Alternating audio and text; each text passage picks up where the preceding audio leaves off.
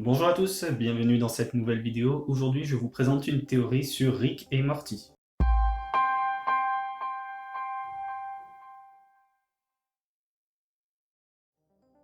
L'univers de Rick et Morty se prête particulièrement à la théorie, tant il est infini, tant il offre de possibilités et tant il a de personnages mystérieux, notamment Rick, l'homme le plus intelligent de l'univers.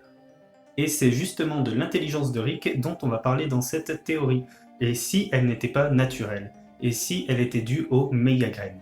Cette théorie est déjà très connue, mais je vais essayer d'y apporter une interprétation personnelle. Et si j'en parle, c'est aussi parce que je compte parler d'autres théories sur Rick et Morty sur cette chaîne, et que celles-ci risquent d'y être liées fortement.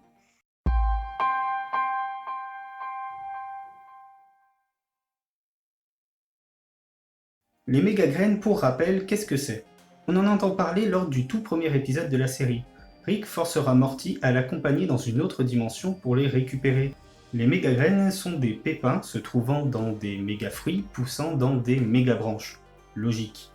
Rick dira qu'elles sont incroyablement puissantes et qu'il en a besoin pour ses expériences, sans donner plus de détails sur leur utilité. Il dira aussi qu'il ne faut surtout pas que la douane interdimensionnelle, et donc le gouvernement intergalactique, les trouve avec ça. Mais pour quelle raison? Est-ce que les mégagraines sont dangereuses pour le gouvernement? Ou est-ce que le gouvernement convoite les mégagraines, mais seul Rick sait où les trouver? Ou alors c'est de la drogue. C'est possible aussi. En tout cas, pour passer la douane, Morty devra cacher les graines à l'intérieur de son rectum, et jusqu'à la fin de l'épisode, il n'aura pas l'occasion de les sortir. C'est alors que les graines commencent à se dissoudre à l'intérieur de lui, et lui confèrent soudain une intelligence qu'il ne se connaissait pas.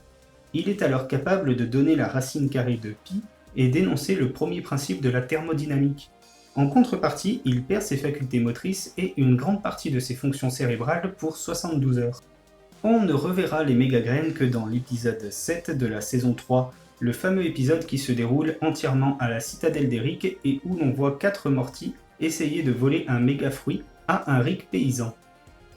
Ce que l'on peut constater, c'est que les Rick cultivent les mégagraines en masse, preuve que tous les Rick, pas seulement le nôtre, ont besoin de ces graines. D'ailleurs, même les Morty semblent avoir de l'intérêt pour ces graines. Et qu'est-ce qu'il y aurait de plus utile à un Morty qui voudrait s'extirper de sa condition que de devenir aussi intelligent qu'un Rick?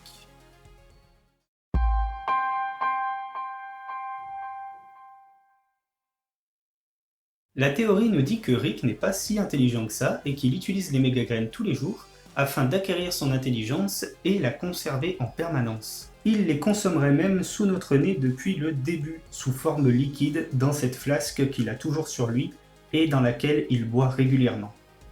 Et si Rick ne subit pas les effets secondaires de son produit, c'est soit parce que le fait de réingérer les mégagraines avant qu'elles n'aient le temps de se dissoudre annule les effets secondaires, soit parce qu'il a trouvé une autre méthode pour les annuler.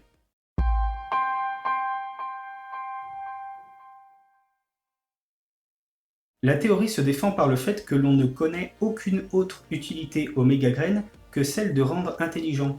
Et pourtant, Rick le dit lui-même, elles sont très importantes pour ses expériences. Et elles sont même très importantes pour tous les Rick, puisqu'ils en cultivent en masse.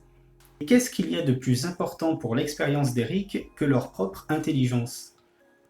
La théorie s'appuie aussi sur un détail intrigant, la bave qui coule de la bouche de Morty au moment où les mégagraines se dissolvent dans son corps. Rien de plus normal pour quelqu'un qui est en train de perdre ses facultés motrices évidemment, mais quel autre personnage a-t-on l'habitude de voir avec de la bave à la bouche? Et il y a aussi cette scène dans l'épisode 10 de la saison 1, lorsqu'on revoit certains souvenirs de Rick. Rick est par terre et semble avoir du mal à bouger correctement, comme si justement il perdait ses facultés motrices. Puis on voit Morty s'apprêter à lui verser le liquide contenu dans sa flasque, comme si c'était censé l'aider à aller mieux. Si, comme je l'ai supposé plus tôt, le fait de reconsommer les mégagraines en annule les effets secondaires, alors cette scène prend tout son sens. Et pour finir, les créateurs de la série ont déclaré en 2015 qu'ils avaient laissé un secret qu'ils ne révéleraient jamais, justement dans l'épisode pilote de la série.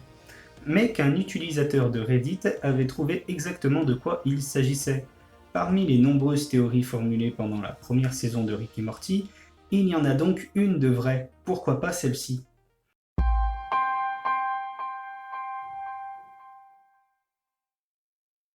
La théorie comporte quand même une grosse zone d'ombre. Comment Rick, s'il n'avait pas été aussi intelligent dès le départ, aurait-il pu se procurer les méga-graines et apprendre à les utiliser? De plus, à la fin de la saison 2, Rick est resté enfermé dans un bâtiment de la Fédération intergalactique durant au moins plusieurs jours. Pendant ce temps, comment aurait-il pu consommer les méga-graines et conserver son intelligence? À mon avis, cette théorie est fausse, ou alors elle a été vraie le temps d'une saison avant que les créateurs ne décident finalement de ne plus la prendre en compte. Et même si la théorie était vraie, je ne pense pas que Rick consommerait les méga-graines dans sa fameuse flasque, à cause de cette scène dans le deuxième épisode de la saison 3.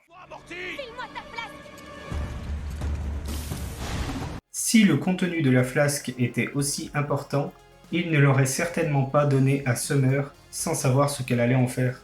Ce qui est sûr, c'est que l'utilité des méga-graines reste un mystère et je pense qu'on en apprendra plus sur elles dans le reste de la série. Ou alors elles sont juste là pour nous faire des théories à la con. Après, ce n'est que mon avis et je t'invite à partager le tien dans les commentaires. Et si je vois des commentaires vraiment intéressants, peut-être que je pourrais faire une vidéo pour y répondre, comme ça le débat continue. Merci d'avoir suivi la vidéo et à bientôt.